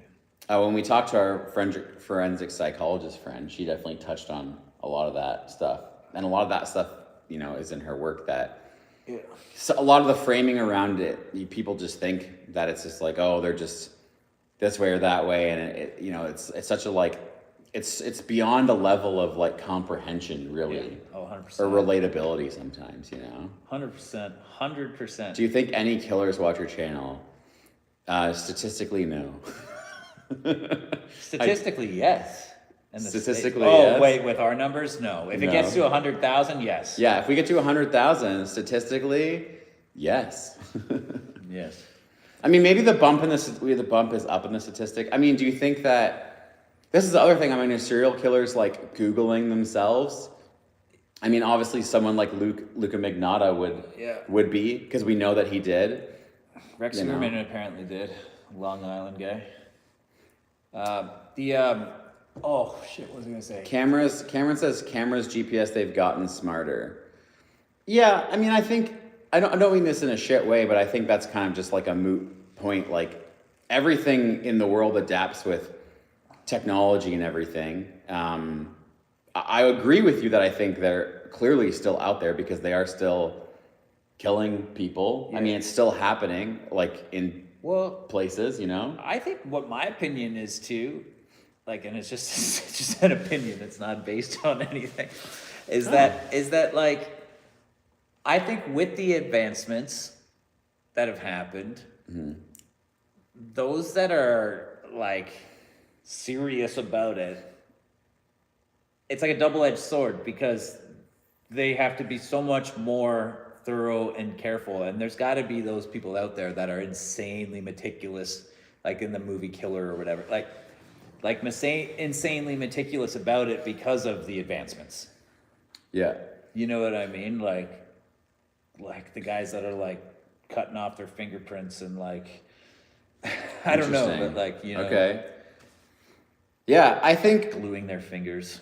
I mean, I think that it's a very vast discussion and there's a lot of right answers. It's not one thing, it's many things. I mean, we've talked a lot about, and we didn't really cover it a ton in that episode, but just like they just go to different populations of people that generally get cared about less and prey off of those people. And then also in just different countries where there's like way less oversight and infrastructure. Like they don't have DNA testing in like some of the developing. There's gonna be, you know, it's gonna be like as some of those places like continue to advance in those things, they're gonna go through these waves of like really seeing how many serial killers were operating there, or are operating there, just like kind of North America did back when DNA started to become a thing. I think that's really gonna, you know, happen in different pockets around the world. It'll be pretty wild to see, I think. Because even at the same time with that last episode that did so well, like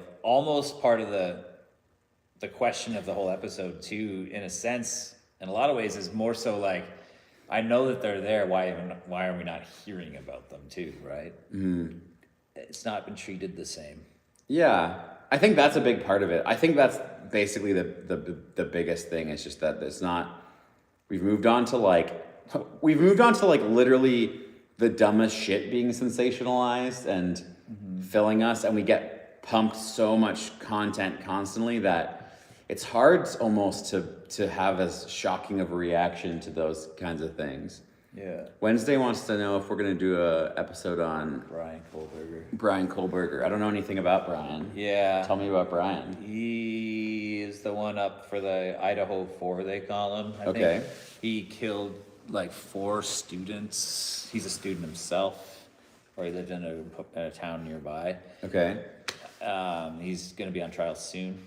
It's big news. And was that over a long period of time or a short period of time? One event. One event. Oh, one event. But he's pretty. So mass killing. Yeah, he's pretty popular, if you will, right now. I think there's a couple things I want to try to do in line with releases. So I was talking with Chuck, the movie guy, yesterday, who's going to be in a full episode with me soon. But he says he can probably get me access to the Monster Ed Gein series from Netflix ahead of time. Like to watch it? Yeah. Oh. So I can watch the episodes early and create content to release the night the episode comes out, for example. Crazy, okay. So like that will be cool. I want to be able to get like topical like pretty quick, because it would be very hard for me to like, you know, if I watch an episode, it would take me the rest of that night probably to write something half decent. It takes a while to write too, right? And then I'd have to shoot it like the next day. Yeah. And then I'd have to edit it. And then by then it's already like 2 days, 3 days later, and there's already 1,000 pieces of content. So if you can get access to early release like that, it can be a game changer, because you're boom, you know. Yeah, I never think about that. Yeah, and then like that Brian Kohlberger case too, it might be one that's worth like me trying to do something like really quick. Or like we could shoot most of the episode and kind of wrap it up or whatever. Yeah. Wonder if they'll ever find out where the monster of the Andes ended up since he disappeared after his release. I didn't know about him disappearing. So he got released and then just disappeared. Are you talking about the abominable snowman? I don't know who that one is. Sorry, I know the name's familiar. People always are like people.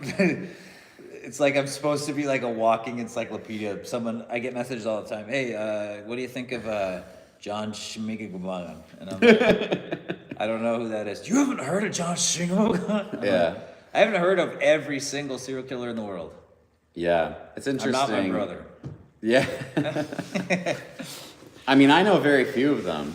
I don't know if I should like let this on, but I'm not even that big of a true crime. You listen to like more true crime podcasts than I do. Yeah, I think I like the, where do I want to put it? Yeah, I mean, I guess so. Yeah. Yo, I'll make you uncomfortable. What trial are you watching? Of Brian. Oh, Brian. Is that trial happening right now? Isn't it like starting in June or something? Chris Watts. Why is this case tough? Why is what case tough? Chris Watts. I think another one that will get a lot of views is Chris Watts. Okay. That's like a line for the channel to an extent, usually. Sorry? You know, kids. Oh. I did want to know, like, Jay Miranda was asking about, like, the disappear. Like, you know, serial killers or killers being released is an interesting thing. Yeah, none of I get messages all the time, too, where people are like, people don't understand that there's a difference. Sorry, that sounds mean, but I don't mean to sound mean, but there's a difference between being up for parole and being granted parole. Let's have that discussion for a second. People will be like, did you hear that Ed Kemper's up for parole? Did you hear that? Yeah. It's like, yeah, because he's been in jail since the 70s, so he gets to go up for his hearing. Like, he's never going to get out, but he's going to be up for parole. He has to be. That's just the law. Otherwise, it's insane. If he doesn't have the opportunity to go up, I mean, he's never going to get out. They're never going to grant him parole. But he does get to have his little trials. And so does everyone. Like, Dahmer, if Dahmer was alive right now, I'm pretty sure, well, maybe not, actually. No, I think so. Wait, is there such a thing as life without the opportunity for parole? Yeah, I think so. I think so, right? Yeah, of course. I don't think in Canada there is. Well, our 25, right? life sentences work a lot different. But I think like a lot of this stuff is just The Alaskan Avenger? Yeah. Who the fuck's that? Sorry. Sorry, I did just look up Chris Watts quickly. That he was the guy who like killed his family and then basically there's like you can actually listen. I remember when that happened. I listened to like on Christmas. Maybe or around there. It was like the 911 call, and he like basically reported his wife missing and like made it seem all like, you know, like they just went missing, and then like he got caught really quickly too. If I believe, I think like within a few weeks or whatever, they pieced it all together. I don't know. Yeah, like the life in prison thing or prison, you know, and like, can they get out and can they not get out? I mean, it's like it's a very complex question. Like, I don't know. Like, there's a lot to say about it because, like, personally, I'm not like I don't really believe in like prison or like especially the industrial complex of prison. But you know, that the counterpoint to that would be like, well, what do you do with a guy like, you know, BTK, or what do you do with like a guy like that? And it's like, well, there aren't very many options, you know, like. BTK is a guy that should never be released. Yeah, because it's so embedded, like that. Yeah. That sexual, like, for him, that's not going away. But I mean, he couldn't do anything to anybody now. He's like crippled pretty much. But I think I don't believe in the death penalty. I don't think the death penalty should exist. Yeah. I think it's like I think I used to sort of to an extent, and then all of a sudden one day I was just like, it's crazy, like to think that we can like I don't know, to like execute somebody. It just sounds, it's just crazy. No matter what somebody's done, I don't think the answer is to then like eye for an eye, like exact revenge, especially in like a systemic way, or like a, you know, it's just crazy. Yeah. That the state can kill you. How do you take those pictures? Well, a tripod and a self-timer? The Yeah. camera has a timer on it. Yeah, well, I mean, No one had to have taken them. Yeah. Look, he's like, are you fucking with us right now? no one took the pictures. He took them himself. Either he had a long, he could have even, back then you could have had a long, you can see the long cord, the little thing. Yeah. Because like I think he must have for the one, because But they're Polaroids, right? Yeah, but the one photo of himself, he's in a shallow grave completely covered in dirt. Yeah. And only his head sticking out. So it's like, how long was his time? And he's also wrapped up in saran wrap. That's true. So like, yeah, good point. So he must have had a long corded remote. Yeah, a shutter cable. Yeah, as we call the it. little Shutter one with the cable, little button on top. Yeah. He had to. Yeah. He didn't. No have one to- else took no one those else took photos. them. No. Or if you look at my one commercial I made, it was. Did you ever see that one? The guys in the canoe. No, I didn't see that You one. didn't see that one? No. I'll show it to you after. It's I mean, there's so many. You know the guy from he was famous. He was in The Notebook, James Gardner. Yeah. But when he was young, he was a spokesperson for Polaroid. Oh, okay. When he was like, this is probably in the 70s, early 70s. Yeah. And I did a commercial because he's in a canoe and he's like got the Polaroid when he's with a woman and he's like, oh. And then you get cut, I did. I have seen this one. It's Yeah. him I in the have seen tree. this one. Okay, uncomfortable. Do you just be straight? Do you really believe that someone else took those BTK photos?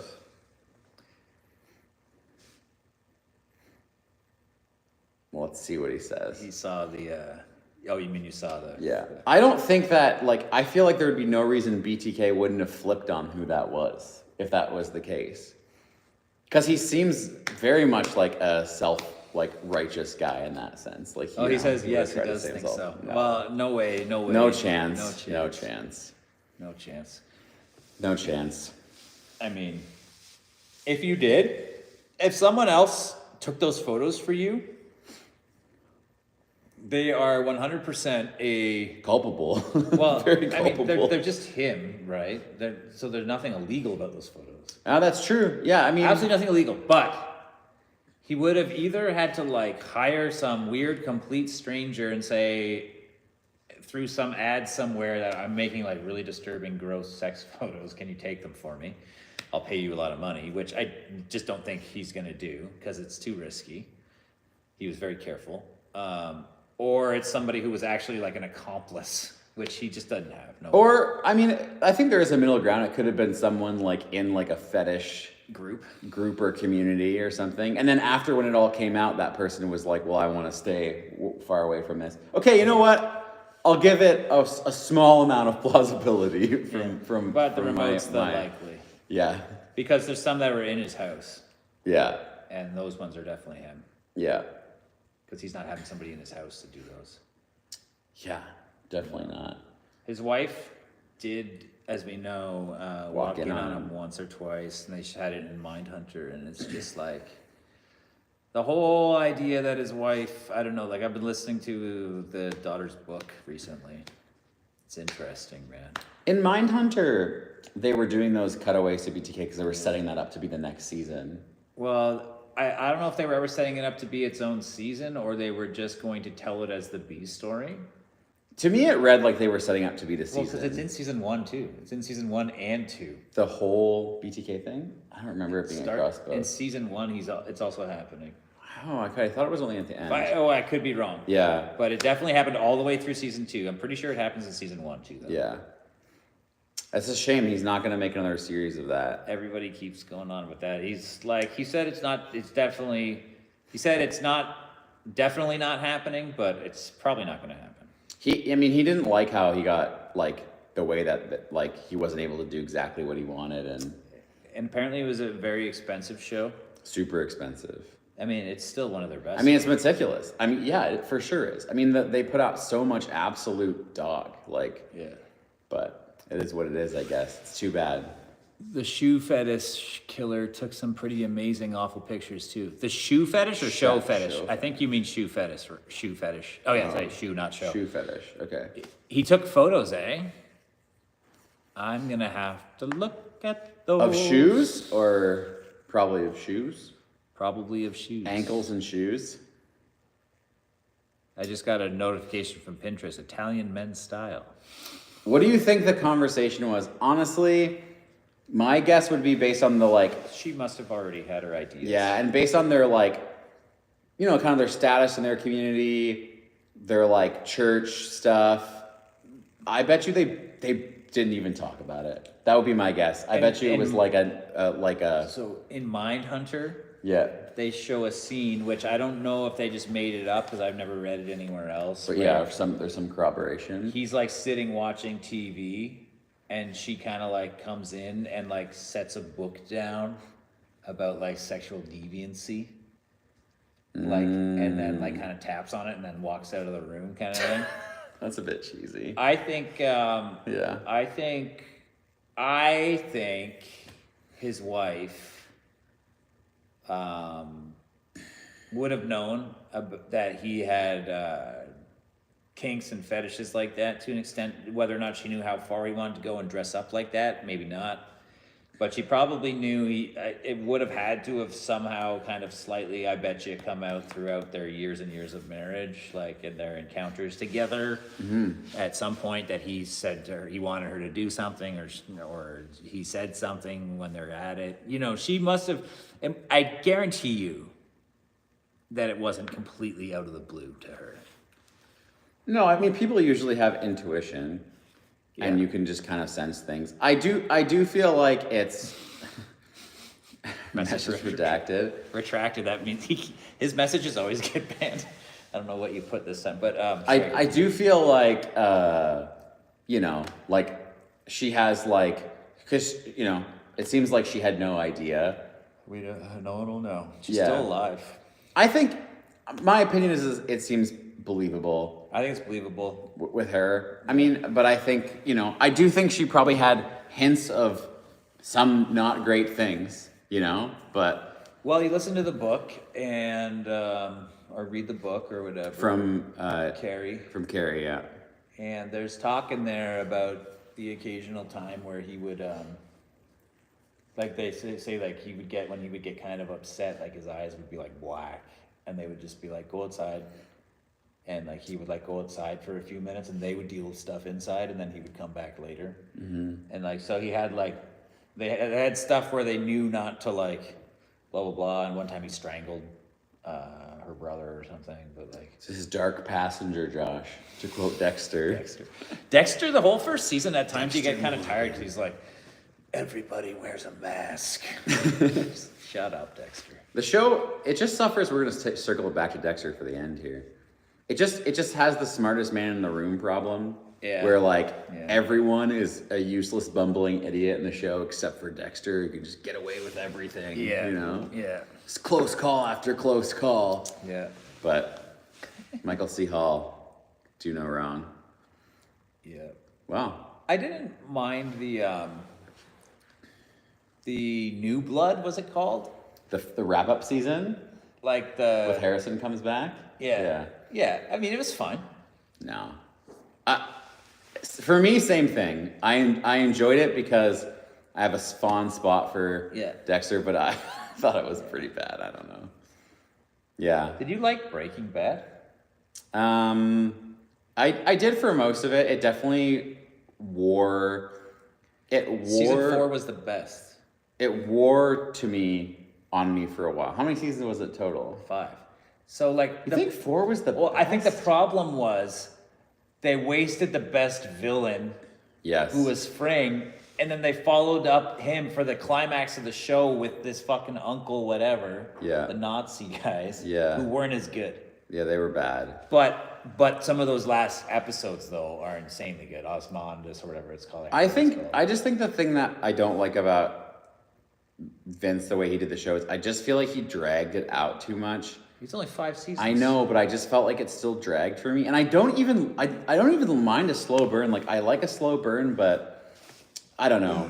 I I should rewatch it. I watched it when it aired, and I only watched through it once, and I did enjoy it. So But when it aired, I was in a unique opportunity. I was living in Brooklyn when the final season was coming out, and we would go to a bar and watch it in a bar. live in a bar, and everyone was so serious about like the last few episodes. It was like you had to be so quiet in the bar. It was in a bar, and everyone had to be dead quiet. You couldn't even go and get a drink until the commercial. Yeah. You weren't allowed. And like they wouldn't do service, but it was awesome. Like everybody was watching it. I'd never seen anything like that with like a television program at the time. Yeah. What about Sopranos? Edith, thanks, welcome. I just found your channel. I'm a huge true crime fan. Love your unique spin on it. You're so underrated. Good luck. Hey, thank you. New content coming out Friday. Maybe. And we do lives every Wednesday Saturday. We do new content new lives every week lately. And sometimes they're just me and Eric sitting here chatting. Sometimes I have a guest. Sometimes it's just me, but it's just a way to hang out and be a little more candid and casual. Well, we're Sopranos going late today. Sopranos is the best television show ever made. Yeah, you still think so? Yeah. There's nothing that'll ever touch it. Nothing will ever dethrone that. And that is like 99% though due to Gandolfini. Yeah. He Yeah. is so good. Yeah. He's unbelievable. This is the first time I've seen Eric on here. Yeah, it's the first time Eric's been on a live, that's for sure. Eric's in the channel once or twice. He shows up in the Ed Kemper game episode with me. He plays the games with me. If you haven't seen that episode, go check it out. Eric's also in the KFC episode. Yeah. And he's do talking you ever hear a lot. my voice sometimes in my background? Or no, none of that ever gets in. Yeah, no, it does. Yeah, okay, It's in some of the Killer Drip. Oh yeah, Deadwood is also a fantastic show. I never watched Deadwood. Super good. Super good. Those early HBOs and AMC. Wednesday, you've never seen Sopranos? Yeah, you should use those eyes and you should watch it because it rules. Yeah. You'll just be in awe of Gandolfini the whole time. Yeah. It's The Wade calls. Okay, so the Wade calls I didn't include in the episode. the phone calls. Yeah, I mentioned them, but I said I can't even get into them. But check them out. I mean, that guy, it's going to be a good episode. That guy's, he's I said it like I'll give He's you something. a spoiler for that episode is like I said like this is an interesting case because it's just as much about the peripheral of the case than the case itself. So it's the whole episode's a lot about what's going on the fringes of it, like with the Wade wives on TikTok and the just all the shenanigans that are happening with the obsession over this guy, right? Who looks like a guy entirely out of trying pocket. to go for sloppy steaks. I agree. Sloppy steaks is. Yeah. I almost burst out laughing when you. Well, I don't want to give a spoiler, but Yeah. that's accurate. You think this is slick back? This is pushback. Yeah, I don't You guys know. like I'll make you no. I think you I should think leave. you should leave. Yeah. Yeah, we're both lovers of absurdist comedy, so I think you should leave. People can change. Yeah. Wade is Wade's actually I actually find Wade really really interesting because I'd be really curious to like I will be curious to know more. I'd be curious to see what Rachel has to say about someone like that. Yeah. And because I wouldn't be He was surprised. in her last show. Oh, really? Yeah, just I wouldn't be surprised if there was like some element of like the fame of it and stuff, like being a motivator in a way. Like, you know, I don't want to guess because I really have no idea, but it seems like it seems like it. The crazy thing about that Wade Wilson thing too is that like so yeah, he was on as I said in the episode, he's on like an escalating collision course with murder because like he was like a lot of battery and assault charges. It's like a very violent, dangerous person. Yeah, but like the murders, like that was like not that I'm like it was understandable because they were his girlfriend, but like the murders, like they two people that he never met before that day. Right, like it didn't fit the pattern of domestic violence. It wasn't within a relationship. Yeah. It was just like that is a case of like somebody kind of snapping. Right. But he's not a serial killer either. He only killed two. But like he kills this woman that he met that day, and they ended up together, and then he killed her, and then he was just literally, he stole her car, and then he picked up another random person, asked her for directions, and then killed her. Yeah, I mean, my best guess would be, you know, that the person like that is like a, you know, like a kind of like this abusive, violent person, and they're probably. She says he was all methed out. Yeah, but yeah. But also, they're probably just like, you know, like maybe that person he picked up like said no or something, you know what I mean? And then that's like tips him over the edge. He wants control, you know, and yeah, and that's how the disgusting shit like that unfolds. Richard Speck. That was our best episode up until recently. Wednesday, but they think he had someone killed while he was in prison, and he told his girlfriend he killed before. Yeah. I think he's kind of full of it. He might be a liar. Wade Wilson was in prison before? He was in and out a couple times, but just for like petty stuff, right? Like Florida. Yeah, Florida man. Florida man's actually a kind of snake. No, it's not. But it's an inside joke that someone, if they're watching, will understand. Oh, he's a huge liar. Yeah. Even like apparently that tattoo that he got on his face, the, you know, that nice symbol that we all are familiar with from World War II. Sarah Connor Ceramics, welcome. Oh, if we did one on an active serial killer, I think we've briefly discussed it. I mean, it'd be interesting to see how that episode would come together, because we wouldn't know. We could have theories. Like they have an idea that there's an active one. And hi, Sarah Connor Ceramics. So, you know, the comment I always make with her. No. I haven't seen you in a while, but I'm always talking like it's a Terminator reference. Oh. Yeah. I mean, Zodiac technically could be a serial killer. Yeah. Probably not. Yeah. Yeah. Who knows? I think that would be an interesting thing to do. There are a couple that they believe are active right now. When I was Googling that, Chicago, I think they said they think they have one in Chicago.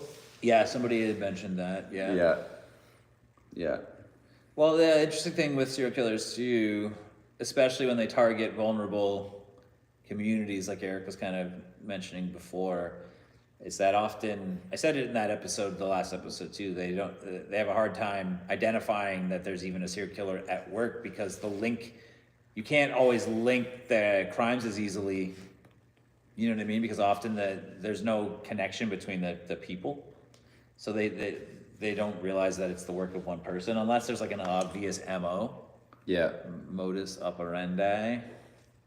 Like they leave like a calling card type thing. Yeah. Sometimes it takes them a while before they go, oh wait, these are all connected. Yeah. I mean, and then in a lot of cases, like, I just saw a thing that they solved Jack the Ripper, speaking of that. they solved Jack the Ripper? Well, I saw that somebody posted a thing that they had, like, there was an article posted, but I feel like that happens like every, like, it was actually Dr. Tolles posted it. But.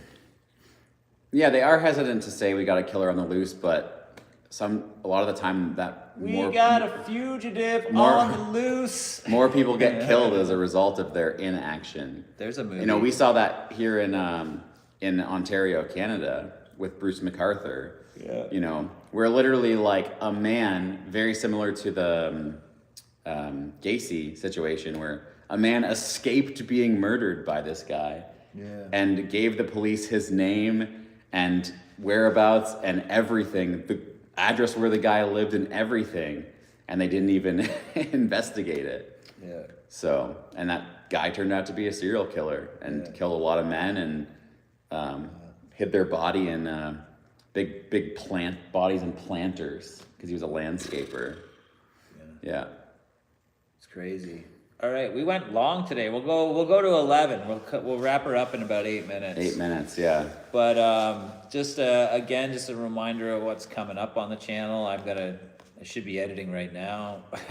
Working on a marathon edit. I'm gonna try my best to have the Wade Wilson episode released on Saturday morning, if not Friday afternoon, even depending.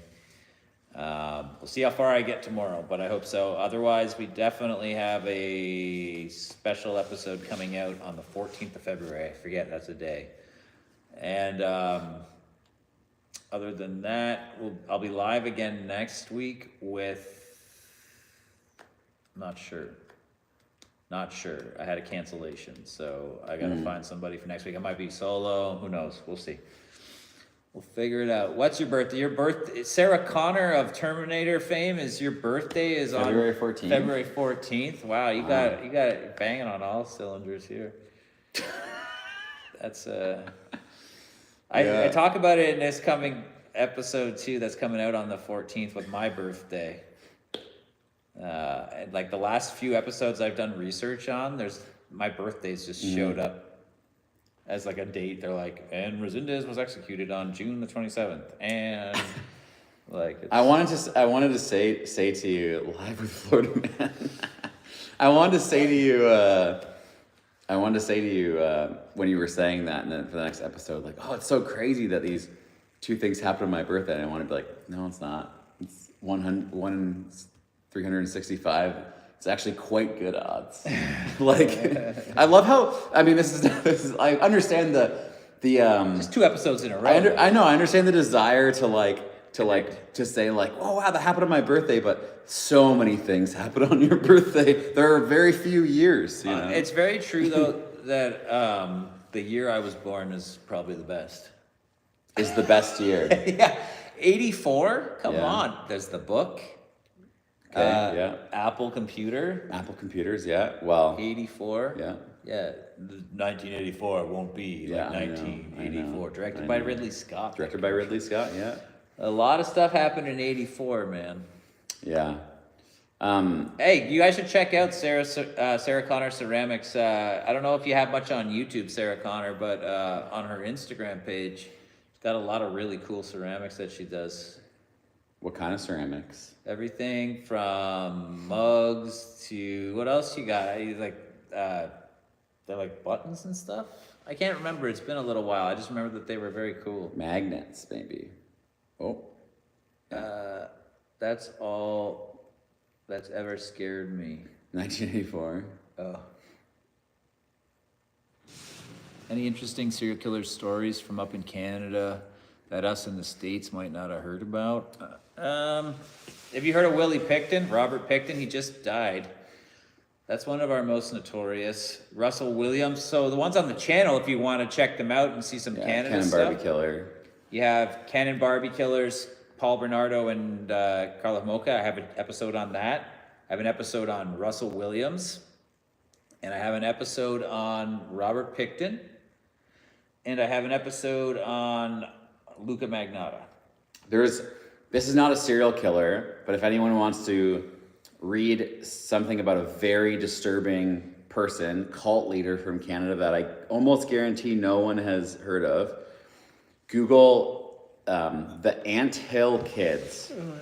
Ant Hill Kids, that was the name of the cult.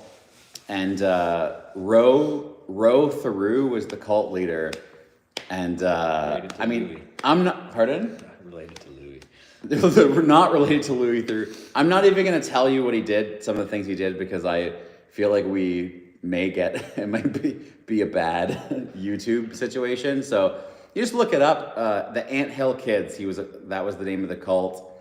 They existed here in a small town called Burnt River, Ontario. And Jesus Christ, yeah. Yeah. Okay, so yeah, there's an American film I'm waiting for him to review someday. You're talking about the film starring, I can't remember the actress's name, but it's Donna from That 70s Show plays Carla Homolka. Oh, I think I've seen that movie. I haven't seen it. Movie. Yeah, there we go. Brady Krueger just said it, yeah. What is it? Oh, haven't Donna from seen That it. 70s Show. It's Donna from That 70s Show. Israel Keys, man. I gotta do him. Everybody keeps talking about him. I somehow don't really know much about him. I know he's... Yeah, it's just called Carla. Oh, it is, eh? Yeah. Yeah, 2006. I have to imagine she thought that it was going to be a big hit or something. Seems like a bit of a weird one to do. Because it was Weird from movie to do. 2006, so it's not like she was not. I mean, that's in her Popular. down period. I guess mean, a little bit, yeah. Like it was after that 70s show, but before Orange is the New Black and before, I mean, she had a guest appearance on How I Met Your Mother for a while, but that would have been like 2008. Yeah, I know too much about him. Israel Keys, yeah. We We were talking about him earlier. Yeah, I gotta look into that guy. All right. We should Well, wrap it up. wrap it up. I'm tired. We gotta drive all the way home. It's only about 5-minute drive. It's not far. All right, folks. Thanks so much for hitting in here. Make sure you hit those like buttons and the hearts. Just pound them for us before we get out of here. And yeah, I hope to see you guys all down in that comment section this weekend on the Wade Wilson video, sharing that stuff. I got good feeling for 2025 for breakfast cereal. It's our year, so This is our year. I appreciate everybody. Yeah. All Okay, right, take care, folks. everyone. Be safe. Take care. Cheers. Night.